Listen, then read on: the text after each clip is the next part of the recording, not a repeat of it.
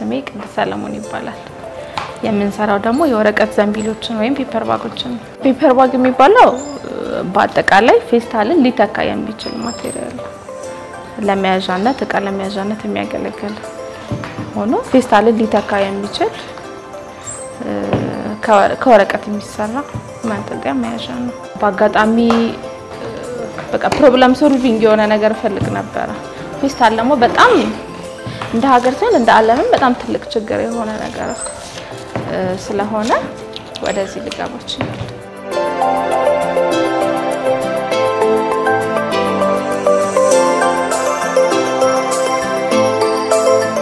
እነዚህ ዱፕሌክስ ይባላሉ ወረቀቶቹ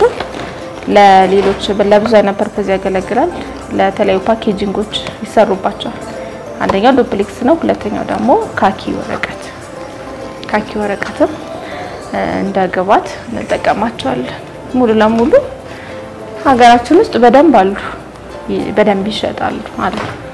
ስለዚህ ለጊዜው አሁን ላይ እየሰራን ያለነው በእነዚህ ሁለት ጥሬቃዎች ላይ ነው ፔፐር ባግ የተፈለገበት ምክንያት በውሃ እንዲበሰብስና ተፈጥሮን እንዳያበላሽ ዋናው ሪዝን ነገር ግን ዝናብ ደግሞ በሚሆንበት ጊዜ እነዚህ ላሚኔት ተደርገው ይሸጣሉ እርጥበትን መቋቋም እንዲችሉ ማለት ነው ግን አብዛኛውን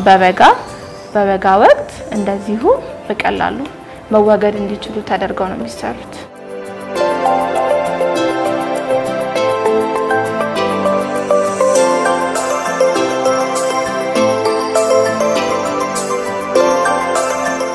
እንደዚህ ከተደረገ በኋላ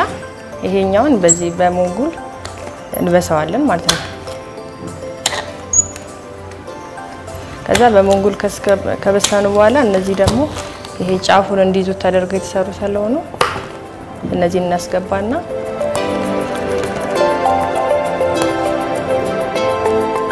ከዛ መልሰን ይሄ ደግሞ እንዳይወጣብን እንደፈጥጠዋለን ማለት ነው ከዛ ክር ነው የምናስገባው ማለት ነው ከዛ እንደዚህ አድርገን እንሰራዋለን ማለት ነው ፋይናሊ እንደዚህ ነው የሚሆነው ማለት ነው ከዚህ በኋላ ፕሪንት የሚሰራ ከሆነ ፕሪንት እንሰራውና ይወጣል ማለት ነው ለገበያ